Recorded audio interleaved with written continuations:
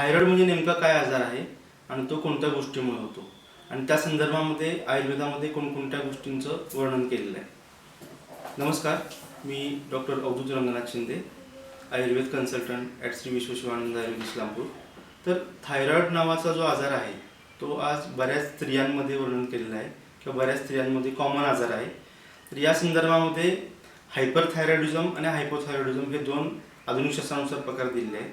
पण आयुर्वेदामध्ये थायरॉइड हा जो आजार आहे हा ग्लँडचा आजार आहे आणि बऱ्याच स्त्रियांमध्ये पाळीच्या रिलेटेड असणाऱ्या तक्रारींचा विचार आयुर्वेदामध्ये ट्रीटमेंट करताना आपण करत असतो आणि त्यामध्ये पाळीचा जो फ्लो आहे तो रेग्युलर आहे, इरेग्युलर आहे, जास्त आहे, कमी आहे, ही मतमतांतर आहे. त्यासोबत त्या स्त्रियांचं दैनंदिन जीवनमान कशा पद्धतीमध्ये आहे, रक्तदृष्टीजन्य हेतू आहेत का, युजली सकाळी उठल्यानंतर चहा बिस्किट, चहा चपाती या गोष्टींचं सेवन स्त्रियांमध्ये होत असतं. त्यामुळे बऱ्याच स्त्रियांमध्ये थायरॉइडचा त्रास हा मोठ्या प्रमाणामध्ये होतो. या गोष्टींचं आपण योग्य निराकरण केलं, योग्य उपाययोजना केल्या, नेमकं कारण समजून घेतलं तर थायरॉइड हा जो आजार आहे हा थायरॉइड या आजारामध्ये उपशम मिळण्यास सुरुवात होते. तर बऱ्याच वेळेला थायरॉइडमध्ये हायपरथायरॉइडिझम आणि हायपोथायरॉइडिझम हे दोन प्रकार आढळतात पुरुषांमध्ये आणि स्त्रियांमध्ये. आता थायरॉइडचा जर आयुर्वेदानुसार आपण विचार केला तर थायरॉइड ही ग्लँड आहे, हे आपण मागील भागामध्ये बघितलं. ग्लँड म्हणजे ही रक्तापासून आणि मांसापासून बनलेली आहे, हा आयुर्वेद विचार झाला. तर ह्याच्यामध्ये क्षयवृद्धी लक्षणं आढळतात पुरुषांमध्ये आणि स्त्रियांमध्ये. थायरॉइडमध्ये क्षयवृद्धी लक्षणांमध्ये एकतर शरीर हे बारीक होत जातं आणि वृद्धी लक्षणांमध्ये मेदाचं कार्य बिघडलेलं जातं. ह्याच्यामध्ये प्रातःकालमध्ये जडत्व आढळतं. दुसरी गोष्ट अतिप्रमाणामध्ये केसगळती आढळते आणि स्त्रियांमध्ये हायपर आणि हायपोथायरॉइडिझमच्या रिलेटेड पाळीमध्ये चेंजेस दिसून येतात.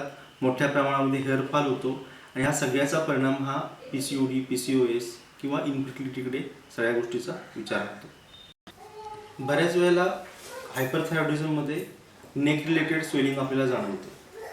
मग थायरॉइड ग्लँड ही आपलं जे विशुद्ध चक्र आहे ते विशुद्ध चक्राच्या वर असणारी कंठस्थानामध्ये स्थित असते.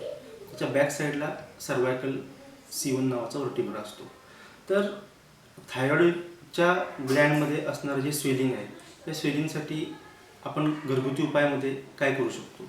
तर याच्यामध्ये पुनर्नावा असेल, सुंठी असेल, रजनी असेल, मुलतानी माती असेल, ह्याचा जर आपण लेप लावला तर त्यानं थायरॉइडचं जे स्वेलिंग आहे ते स्वेलिंग कमी होऊन जातं. त्याचबरोबर दुसरा उपाय म्हणजे गावठी हळद आणि सुंठीचा लेप जरी आपण थायरॉइडवरती केला तरी त्याचं स्वेलिंग आपल्याला कमी आलेलं जाणून येतं. उपचारांचा जो कालावधी आहे थायरॉइडसाठी तो साधारणपणे 3 ते 6 महिन्यामध्ये आपल्याला वाढलेला थायरॉइड आणि कमी झालेला थायरॉइड हे आपल्याला रिपोर्टमध्ये दिसून येतं. त्याचबरोबर त्या पेशंटचं दैनंदिन जीवनमान कसं आहे, कोणत्या प्रकारच्या हेतूंमुळे थायरॉइड झालेला आहे, रात्री जागरण आहे का, बैठा व्यवसाय आहे का, अति कष्टाचं काम आहे का, म्हणजे संतर्पणजन्य संप्राप्ती आहे की अपतर्पणजन्य संप्राप्ती आहे, ह्या गोष्टींचा विचार एक महत्त्वाचा राहतो. आणि ह्याच्यामध्ये जर आपण पंचकर्मापैकी शोधनकर्म वगैरे आपण जवळच्या वैद्याकडून जर करून घेतलं तर ह्याचा आपल्याला नक्की फायदा होऊ शकतो. मोस्ट ऑफ पंचकर्मामध्ये विरेचन नावाचा जो कन्सेप्ट आहे तो विरेचन जरी आपण घेतलं तरी पाळीच्या तक्रारीसुद्धा आणि थायरॉइडचा त्राससुद्धा कमी होऊन जातो.